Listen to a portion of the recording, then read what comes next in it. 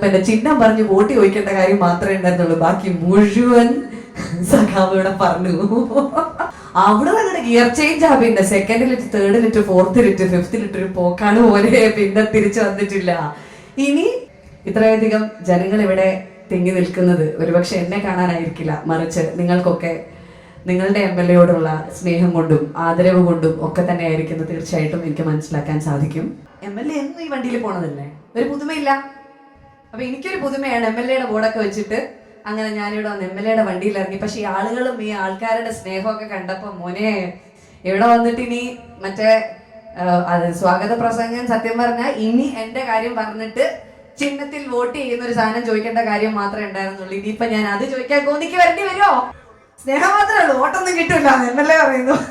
ഇത്രയും സൗന്ദര്യമുള്ള ഒരു നാട്ടിൽ ജനിക്കാൻ കഴിഞ്ഞതിൽ നിങ്ങൾക്ക് അഭിമാനിക്കാം. അത്ര ബ്യൂട്ടിഫുൾ ആണ്. ജാടയൊക്കെ ഇട്ട് ഇങ്ങനെ ഇരിക്കുക എല്ലാവരുടെയും മുമ്പില്. അങ്ങനെ ഇരിക്കുമ്പോ പുറകിൽ നിന്ന് ചാക്കോച്ചേട്ടൻ എന്നെ വിളിച്ചിട്ട് അണ്ടർവെയർ. നിങ്ങൾ ആലോചിച്ച് നോക്കൂ, ഒരു സ്ത്രീ പുരുഷന്മാരുടെ അണ്ടർവെയർ അടിച്ചുകൊണ്ട് സാധ്യത ഉണ്ടെന്നുള്ള രീതിയിൽ ഒരു കഥ പറഞ്ഞു വരുത്തി കഴിഞ്ഞാൽ ഇതിന്റെ ഒരു അവസ്ഥ നിങ്ങൾ ആലോചിച്ച് നോക്കൂ. എന്നെ ഈ പരിപാടിയിലേക്ക് ക്ഷണിച്ച നിങ്ങളുടെ എല്ലാവരുടെയും പ്രിയങ്കരനായ MLA അദ്ദേഹത്തിന് എന്റെ ഹൃദയം നിറഞ്ഞ നന്ദി രേഖപ്പെടുത്തുന്നു. സീതത്തോടുകാരെ നിങ്ങളൊക്കെ അടിപൊളിയാണ്. ഞാന് സ്വാഗത പ്രസംഗം നടത്തിയപ്പോ ഞാൻ വിചാരിച്ചു ഒന്നരപ്പുറത്തിൽ കവിയാതെ പുള്ളി ഉപന്യസിച്ചല്ലോ ഈശ്വര എന്ന് വിചാരിച്ചിരിക്കുമ്പോ അധ്യക്ഷൻ സൂപ്പർ ഫാസ്റ്റ് പോലെ പ്രസംഗിച്ച് തീർത്തു. ഞാൻ ഇവിടെ സ്റ്റേജിൽ നിന്ന് സ്പെഷ്യൽ ആയിട്ടൊരു കയ്യേല് കൊടുത്തു. കാരണം എനിക്ക് കോഴിക്കോട് വരെ പോകണം ഇത് കഴിഞ്ഞിട്ട്.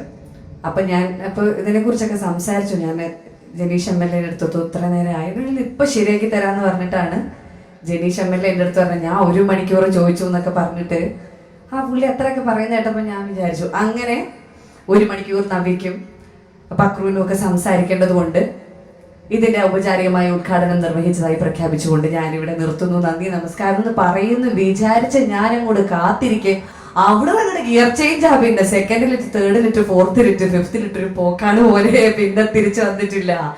ഇനി പിന്നെ ചിഹ്നം പറഞ്ഞ് വോട്ട് ചോദിക്കേണ്ട കാര്യം മാത്രമേ ഉണ്ടായിരുന്നുള്ളൂ. ബാക്കി മുഴുവൻ സഖാവ് ഇവിടെ പറഞ്ഞു.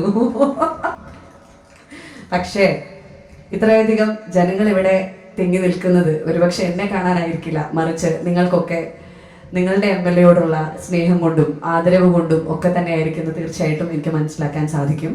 ഈ കയാക്കിംഗ്, കാനോയിങ് ഒക്കെ വളരെയധികം കായിക അധ്വാനം വേണ്ട വിനോദങ്ങളാണ്. വിനോദങ്ങൾ മാത്രമല്ല, ഇതൊരു ഒളിമ്പിക്സിൽ വരെയുള്ള സ്പോർട്സ് ആണ്.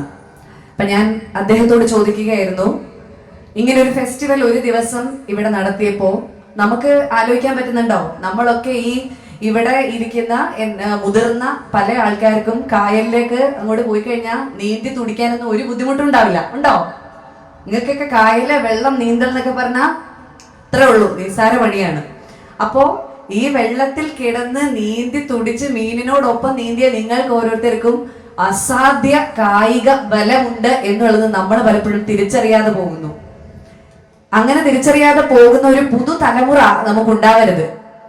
അതുകൊണ്ട് ഈ ഫെസ്റ്റിവലിനോടനുബന്ധിച്ച് ഇനി അങ്ങോട്ടുള്ള ഇതിന്റെ ഉയർച്ചയിൽ, വളർച്ചയിൽ, പുരോഗമനത്തിൽ തീർച്ചയായും കയാക്കിംഗ് കൃത്യമായി പഠിപ്പിക്കുന്ന ഒരു സിസ്റ്റം കൂടി ഈ നാട്ടിൽ നമ്മൾ പറയില്ലേ, ഓരോ നാടിനും ഓരോ രീതിയാണ് അല്ലെ. എല്ലാ സ്ഥലത്തും ചില സ്ഥലത്ത് നമ്മൾ ചോറ് കഴിക്കും. നമ്മുടെ നാട്ടിൽ നമ്മൾ ചോറാണ് കഴിക്കുക. പക്ഷെ ഇപ്പൊ എല്ലാം സ്റ്റൈല് കയറി കുറച്ച് ഗോതമ്പാക്കിയിട്ടുണ്ട്. പ്രത്യേകിച്ച് പ്രയോജനമൊന്നുമില്ല. ഞാൻ സത്യമായിട്ട് പറയുകയാണ്, ചോറ് കഴിച്ച് നമ്മൾ പണ്ട് തൊട്ട് ജീവിച്ചവരാണ്. ചോറ് കഴിച്ച് തന്നെ നമ്മൾ ജീവിക്കുന്നതാണ് നല്ലത്. ചോറിന്റെ അളവ് 3 തവി എന്നുള്ളത് ഒരു തവയാക്കി കുറച്ചാൽ ഷുഗർ കുറയും. അതല്ലാതെ നമ്മുടെ ക്ലൈമറ്റിന് ഏറ്റവും അനുയോജ്യമായിട്ടുള്ള, സീസണിന് ഏറ്റവും അനുയോജ്യമായിട്ടുള്ള സാധനങ്ങൾ കഴിച്ചാണ് നമ്മളൊക്കെ വളർന്നുകൊണ്ടിരുന്നത് പണ്ട്.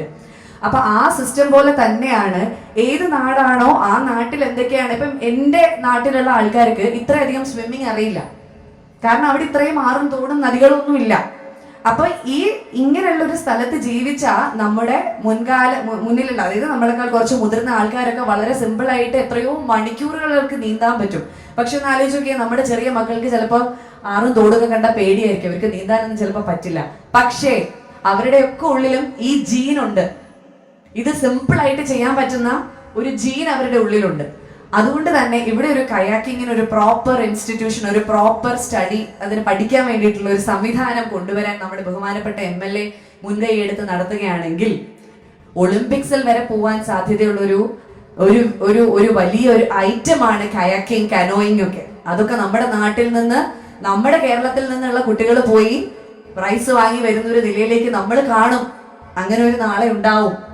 കാരണം നമുക്കിതൊരു വലിയ കാര്യമല്ല, നമ്മൾ നല്ല ആരോഗ്യമുള്ള മനുഷ്യരാണ്. അപ്പൊ അങ്ങനെ തീർച്ചയായിട്ടും ആ രീതിയിലും ഈ കയാക്കിംഗ് ഫെസ്റ്റ് ഒരു തുടക്കമാവട്ടെ എന്ന് ആഗ്രഹിക്കുന്നു, പ്രാർത്ഥിക്കുന്നു. പിന്നെ ഇങ്ങനെ ഒരു ഫെസ്റ്റിവൽ തുടങ്ങിയതിന്റെ അതിന്റെ ഒരു റീച്ച് എത്രത്തോളം ഉണ്ട് എന്നുള്ളത് ഒരുപക്ഷെ നേപ്പാളിൽ നിന്നും ഉക്രൈനിൽ നിന്നും ഒക്കെയുള്ള ആൾക്കാർ വരെ വന്ന് ഈ ഫെസ്റ്റിവലിൽ പങ്കെടുത്തു എന്ന് പറയുമ്പോൾ അത് തികച്ചും ശ്ലാഘനീയമായ ഒരു വിഷയം തന്നെയാണ്. അതിൽ വളരെ സന്തോഷമുണ്ട്. ഇനി അടുത്തൊരു കാര്യം എന്ന് വെച്ചാൽ, അടുത്ത ഇന്ന് അദ്ദേഹത്തിന്റെ വീട്ടിൽ നിന്ന് താമസിച്ചിട്ടാണ് പഠിക്കുന്നത്. അപ്പോൾ വെള്ളിയാഴ്ച വന്നിട്ട് തിരിച്ചു പോകുന്ന സമയത്ത് ഡ്രസ്സ് അയയിൽ നനച്ച് വിരിച്ചപ്പോൾ, ഞാനത് 1 2 ഒക്കെയുള്ള കാര്യമാണ്, അല്ല 2 3 ഒക്കെയുള്ള കാര്യമാണ്. ഡ്രസ്സിന്ന് അയന്ന് ഡ്രസ്സ് എടുത്തിട്ട് പോകുന്ന സമയത്ത് അദ്ദേഹത്തിന്റെ അണ്ടർവെയറും എടുത്തിട്ട് പോയിട്ടുണ്ടായിരുന്നു എന്ന് അദ്ദേഹം സത്യമായിട്ട് ഞാൻ എടുത്തിട്ട് പോയിട്ടില്ല. ഇതിപ്പോ ഞാൻ ഇങ്ങനെ പ്രൂവ് ചെയ്യും? പിന്നെ പ്രായം ഇത്രയും വയസ്സുള്ള ഒരു മനുഷ്യനല്ലേ, അദ്ദേഹത്തിന്റെ സ്റ്റേജിൽ നിന്ന് എനിക്ക് എന്തെങ്കിലും പറയാൻ പറ്റുമോ? ഞാൻ അതെങ്കിലും ശിരസാ വഹിച്ചു, ഓക്കെ അണ്ടർവെയർ ഇല്ല അണ്ടർവെയർ ആയിക്കോട്ടെ, ഒന്നും ഞാൻ പറഞ്ഞില്ല. അതവിടെ കഴിഞ്ഞു. നിങ്ങളത് ആലോചിച്ച് നോക്ക്, ആ പരിപാടി അവിടെ കഴിഞ്ഞു. ഇവരെല്ലാരും, ടിനി ടോം ഉണ്ട്, പക്രു ചേട്ടനുണ്ട്, ആരൊക്കെയോ ഉണ്ടല്ലേ, നമ്മുടെ ഇപ്പൊ ഷാജോൺ ചേട്ടനുണ്ട്. ഇവരെല്ലാവരും ഒരു മനുഷ്യനെ കളിയാക്കാവുന്നതിന്റെ മാക്സിമം കളിയാക്കി ആ പരിപാടി തുടങ്ങിയപ്പോൾ തൊട്ടുള്ള 2 മണിക്കൂർ ടെലികാസ്റ്റ് ചെയ്യുന്ന ഷോ എന്ന് പറയുമ്പോൾ ഏകദേശം 8 മണിക്കൂർ ഒരു ഷൂട്ട് ചെയ്യും.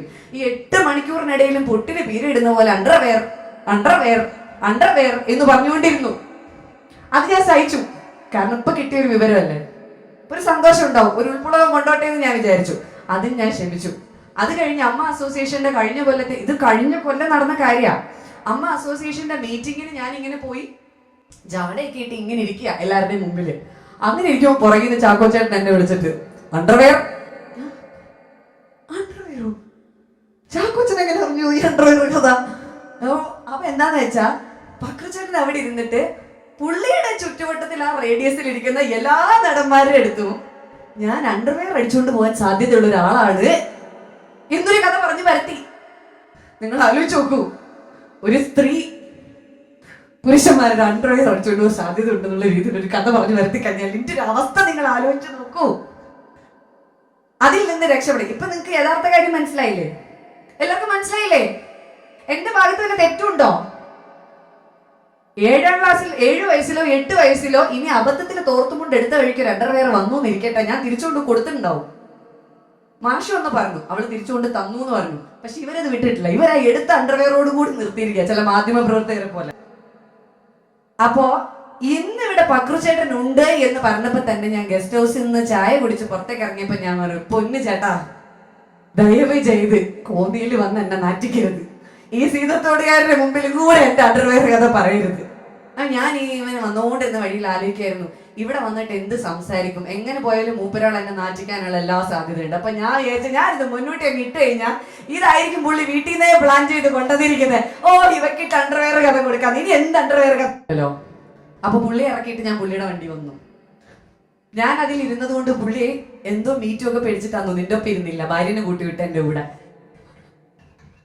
പക്ഷെ അത് കുഴപ്പമില്ല അല്ലേ. പക്ഷെ ഞാൻ പറഞ്ഞു, MLA എന്നും ഈ വണ്ടിയിൽ പോണതല്ലേ, ഒരു പുതുമയില്ല. അപ്പൊ എനിക്കൊരു പുതുമയാണ് MLA-യുടെ ബോർഡൊക്കെ വെച്ചിട്ട് അങ്ങനെ ഞാനിവിടെ വന്ന് MLA-യുടെ വണ്ടിയിൽ ഇറങ്ങി. പക്ഷെ ഈ ആളുകളും ഈ ആൾക്കാരുടെ സ്നേഹമൊക്കെ കണ്ടപ്പോ മോനെ ഇവിടെ വന്നിട്ട് ഇനി മറ്റേ സ്വാഗത പ്രസംഗം സത്യം പറഞ്ഞാൽ ഇനി എന്റെ കാര്യം പറഞ്ഞിട്ട് ചിഹ്നത്തിൽ വോട്ട് ചെയ്യുന്ന ഒരു സാധനം ചോദിക്കേണ്ട കാര്യം മാത്രമേ ഉണ്ടായിരുന്നുള്ളൂ. ഇനിയിപ്പൊ ഞാൻ അത് ചോദിക്കാൻ കോന്നിക്ക് വരേണ്ടി വരുമോ? എന്താ അത് ഇങ്ങനെ ഒരു ചതഞ്ഞേന്ന് വരുമോ? വരട്ടെ. വരൂല കേട്ടോ, ഞാൻ വെറുതെ പറഞ്ഞതാ. വെറുതെ ഇന്ന് നമ്മൾ MLA വിചാരിക്കും ഈശ്വര വെറുതെ കൊച്ചിയിൽ നിന്ന് പൊക്കിയെടുത്ത് കൊണ്ടുവന്നു, അതുകൊണ്ട് ഇത് എനിക്കെതിരായിട്ട് ഇവിടെ നിൽക്കുന്ന കഥയാണോ എന്ന്. ഇല്ല ഇല്ല MLA ഇല്ല, പേടിക്കാൻ. ആളുകളെ വിശ്വാസമാണ്. എനിക്കത്ര വിശ്വാസമൊന്നും ഇല്ലേ? അല്ലേ? എന്നെ സ്നേഹിക്കുന്നില്ലേ? ഇല്ലേ? ആ അത്രേ ഉള്ളൂ, സ്നേഹം മാത്രമേ ഉള്ളൂ, ഓട്ടൊന്നും കിട്ടൂല MLA പറയുന്നു. ഏതായാലും ഒന്നുമില്ല, ഇതൊക്കെ ഞാൻ ബെസ്റ്റ് തമാശയ്ക്ക് വേണ്ടി പറയുന്നതാണ്. കാരണം ഇവിടെ വളരെ സീരിയസ് ആയിട്ടുള്ള കാര്യങ്ങളൊക്കെ സംസാരിക്കുന്നുണ്ടായിരുന്നു. വികസനത്തിനെ പറ്റി MLA പറഞ്ഞപ്പോൾ എനിക്ക് MLA-യോട് ഒരു കാര്യം കൂടി പറയാനുണ്ട്. നമ്മൾ പല രാജ്യങ്ങളിലും പുറത്തു പോകുമ്പോൾ അവിടുത്തെ കൺട്രി സൈഡിലൊക്കെ നമ്മൾ പോകും. കൺട്രി സൈഡ്സിലേക്ക് പോകുമ്പോൾ നമ്മൾ കാണാറുണ്ട്, അവിടെ സൂപ്പർ മാർക്കറ്റുകളുണ്ട്, അവിടെ ഇതുപോലെ ഫിഷ് സ്റ്റോൾസ് ഉണ്ട്, അവിടെ നല്ല നല്ല സ്വിമ്മിംഗ് സെന്റേഴ്സ് ഉണ്ട്. അങ്ങനെ ഒരുപാട് വികസനങ്ങൾ കൺട്രി സൈഡ് എന്ന് പറഞ്ഞാൽ നമ്മുടെ വില്ലേജസ് പോലെ ഉണ്ടാവും. പക്ഷെ അവരൊക്കെ കീപ്പ് ചെയ്ത് വരുന്ന, പാലിച്ചു വരുന്ന ഒരു അടിസ്ഥാന തത്വമുണ്ട്. അതായത് നോക്ക്, നമ്മുടെ മുമ്പിലേക്ക് നിൽക്കുന്ന ആ ബിൽഡിങ്ങുകൾ കണ്ടില്ലേ, ആ ബിൽഡിങ്ങുകൾക്കൊക്കെ ഒരു പഴമയുണ്ട്, വർഷങ്ങൾക്ക് മുൻപുള്ളതായിരിക്കും, ഒരു പഴമയുണ്ട്. ആ പഴമയെ സ്ട്രെങ്തൻ ചെയ്ത് നിലനിർത്തുക എന്ന് പറയുന്നത് ചിലപ്പോൾ പുതിയൊരു ബിൽഡിംഗ് ഉണ്ടാക്കുന്നതിനെക്കാട്ടിലും നമുക്ക് സാമ്പത്തികമായിട്ട് ചിലവ് കൂടുന്ന ഒന്നായിരിക്കും. ഉദാഹരണം പറഞ്ഞാൽ കോഴിക്കോട് മിഠായി തെരുവ് നിങ്ങൾ കണ്ടാൽ അറിയാം. മിഠായി തെരുവിലുള്ള പല ബിൽഡിങ്ങുകളും വളരെ പുരാതനമായ ബിൽഡിങ്ങുകളാണ്. പക്ഷെ അതെല്ലാം കീപ്പ് ചെയ്തുകൊണ്ട് അവർ പുതിയ സ്ട്രക്ചേഴ്സ് അതിന്റെ പുറത്ത് അതിനെ സ്ട്രെങ്തൻ ചെയ്തുകൊണ്ട് വരും. അങ്ങനെ ചെയ്യുമ്പോൾ കിട്ടുന്ന ഒരു എഥനിക്, ഒരു ഈസ്തെറ്റിക് ഫീല്, അത് ഓരോ ഗ്രാമങ്ങളിലും നിലനിർത്തി കഴിഞ്ഞാൽ ടൂറിസത്തിന് ഇനിയും സാധ്യത കൂടും എന്നാണ് എനിക്ക് പറയാനുള്ളത്. പിന്നെ പ്രകൃതിയിലോട്ട് നോക്കുക വേണ്ട, ഇത്രയും സൗന്ദര്യമുള്ള ഒരു നാട്ടിൽ ജനിക്കാൻ കഴിഞ്ഞതിൽ നിങ്ങൾക്ക് അഭിമാനിക്കാം. അത്ര ബ്യൂട്ടിഫുൾ ആണ് ഇവിടെ കാണാൻ. പിന്നെ ടൂറിസം ഏറ്റവും അധികം വരുമ്പോൾ ഇന്ത്യയിലെ ടൂറിസത്തിന് ആൾക്കാർ ഏറ്റവും അധികം ഫേസ് ചെയ്യുന്ന ഒരു പ്രശ്നം എന്താണെന്ന് പറഞ്ഞാൽ, നമ്മുടെ നാട്ടിൽ എല്ലാം നമ്മൾ ഇംപ്ലിമെന്റ് ചെയ്യും, എല്ലാം നമ്മൾ എക്സിക്യൂട്ട് ചെയ്യും, പക്ഷെ അത് കൃത്യമായിട്ട് കൊണ്ടു നടക്കാൻ നമുക്ക് സാധിക്കാറില്ല. എത്രയോ ബ്യൂട്ടിഫുൾ ആയിട്ട്, അതായത് ഗോഡ്സ് ഓൺ കൺട്രിയാണ് എന്ന് പറയുന്നത് അത്രയധികം പ്രകൃതിയിൽ ഭംഗിയുള്ളത് കൊണ്ടാണ്. നമ്മളിങ്ങനെ പ്ലെയിനിൽ ഇങ്ങനെ ലാൻഡ് ചെയ്യുമ്പോൾ കേരളത്തിൽ എത്തിക്കഴിയുമ്പോൾ മനസ്സിനൊരു കുളിർമയാണ്. കാരണം എന്താ വെച്ചാൽ അത്രയ്ക്ക് പച്ചപ്പും ഹരിതാഭയുമാണ് നമ്മുടെ നാടിന്. ആ നാടിനെ നമ്മൾ നിലനിർത്തണമെങ്കിൽ നമ്മളിങ്ങനെ അവിടെ എവിടെയും തുപ്പിയിടുക, പ്ലാസ്റ്റിക് സാധനങ്ങൾ ഇടുക, ആഹാരം കഴിച്ചിട്ട് മേടിക്കുന്ന സാധനങ്ങൾ അവിടെ ഇവിടെയും വലിച്ചെറിയുക, കുഞ്ഞു കുട്ടികളാണെങ്കിൽ പോലും ചൂയിങ്കം ഒക്കെ തുപ്പിയിടുന്ന ഈ ശീലമൊക്കെ മാറ്റി ഓരോ ഗ്രാമങ്ങളിൽ നിന്നും ഓരോ വീടുകളിൽ നിന്നും നമുക്കത് തുടങ്ങാം. അങ്ങനെ ഓരോ വീട്ടിലും നമ്മൾ അമ്മയും അച്ഛനും ഒക്കെ നമ്മുടെ മക്കൾക്ക് പറഞ്ഞു പഠിപ്പിച്ച് ശുചിത്വം ഒരു ശീലമാക്കി, നമ്മുടെ വീട് വൃത്തിയായി കിടന്നിട്ട് നമ്മുടെ നാട് വൃത്തികേടാവാൻ അല്ല, മറിച്ച് നമ്മുടെ നാട് വൃത്തിയാക്കണം എന്നുള്ളത് നമ്മുടെ ലക്ഷ്യമാണെന്ന് പറഞ്ഞു പഠിപ്പിക്കുന്ന ഒരു തലമുറ ഉണ്ടാവട്ടെ. അങ്ങനെ നമ്മുടെ നാടിന്റെ ടൂറിസം അതിലും കൂടി, അതായത് ക്ലെൻലിനെസ്സും ഹൈജീൻ എന്ന് പറയുന്നത് വളരെ ഇമ്പോർട്ടന്റ് ആണ്. മറ്റുള്ള രാജ്യങ്ങളിൽ നിന്ന് ആൾക്കാർ നമ്മുടെ നാട്ടിലേക്ക് വരുമ്പോൾ അവർ അഭിമുഖീകരിക്കുന്ന ഏറ്റവും വലിയ പ്രശ്നം 2 പ്രശ്നങ്ങളാണ്. ഒന്ന്, സ്ത്രീകൾക്കുള്ള ചില സുരക്ഷിതത്വം. ഞാൻ ഇന്ത്യ മൊത്തത്തിലാണ് പറയുന്നത്, കേരളത്തിലേക്ക് മാത്രമല്ല പറയുന്നത്. പിന്നെ നമ്മുടെ ഈ ചില അൺഹൈജീനിക് ആയിട്ടുള്ള പ്രാക്ടീസസും അവിടെ എവിടെ ഇങ്ങനെ വേസ്റ്റ് ഒക്കെ നമ്മൾ കറക്റ്റ് ആയിട്ടൊക്കെ ഇടാത്തതും ഒക്കെ. അപ്പൊ അതൊക്കെ ഓരോ ചെറിയ പഞ്ചായത്തുകളിൽ നിന്നും തുടങ്ങട്ടെ. നിങ്ങൾക്കൊരു നല്ല ടൂറിസ്റ്റിക് ആക്ടിവിറ്റീസ് ഒരുപാട് നടക്കുന്ന ഒരു വലിയ കേന്ദ്രമായി സീതത്തോട് മാറട്ടെ എന്ന് പ്രാർത്ഥിക്കുന്നു. എന്നെ ഈ പരിപാടിയിലേക്ക് ക്ഷണിച്ച നിങ്ങളുടെ എല്ലാവരുടെയും പ്രിയങ്കരനായ MLA അദ്ദേഹത്തിന് എന്റെ ഹൃദയം നിറഞ്ഞ നന്ദി രേഖപ്പെടുത്തുന്നു. സീതത്തോടുകാരെ നിങ്ങളൊക്കെ അടിപൊളിയാണ്. അപ്പൊ keep going. Thank you so much. Happy Onam.